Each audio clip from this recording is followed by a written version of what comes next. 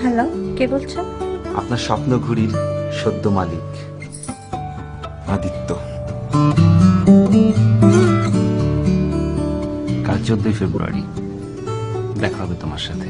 তুমি পড়বে নীল ফতুয়া আর আমি থাকবো লাল শাড়িতে।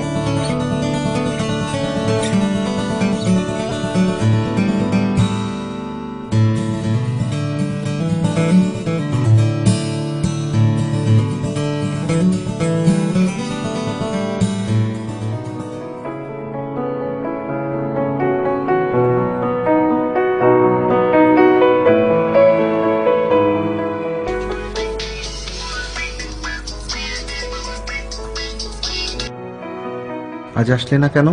বাসা থেকে বের হতে দেরি হয়ে গিয়েছিল। কাল আসবে?